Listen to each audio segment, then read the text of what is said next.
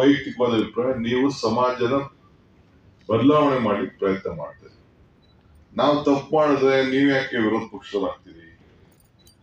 ನಮ್ಮನ್ನ ತಿದ್ದುವಂತ ಕೆಲಸ ಕೂಡ ನಾವೇನಾದ್ರೂ ತಪ್ಪು ದಾರಿಗೆ ಹೋದಾಗ ನಮ್ಮನ್ನ ತಿದ್ತಾ ಇದ್ದಾರೆ ಅಂತ ತಿಳ್ಕೊಂಡು ನಾವು ರಾಜಕಾರಣಿಗಳ ಕೆಲಸ ಮಾಡಿದ್ರೆ ಬಹುಶಃ ಬ್ರಾಡ್ ಸೆನ್ಸ್ ಅಲ್ಲಿ ಯೋಚನೆ ಮಾಡಿದ್ರೆ ಬಹುಶಃ ಎಲ್ಲರೂ ಕೂಡ ಅನುಕೂಲ ಆಗ್ತದೆ ಅಂತ ನನ್ನ ವೈಯಕ್ತಿಕವಾದಂತ ಅಭಿಪ್ರಾಯ.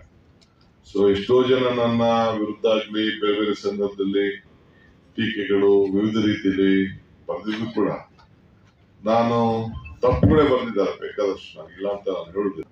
ಮಾಡ್ಸೋಣ ಅಂತ ಹೋಗಿದ್ದೆ. ಈ ನನ್ನ ಪ್ರೈವೇಟ್ ಸೆಕ್ರೆಟರಿ ಓದಿಸಿ ಹೇಳ್ತಾ ಇದ್ರು, ಟಿವಿಲಿ ಹಾಸ್ಪಿಟಲ್ ಅಡ್ಮಿಟ್ ಆಗಿ ಹೋಗಿದ್ರಿ ಅಂತ ಗೊತ್ತಾಯ್ತು ಅಂತ.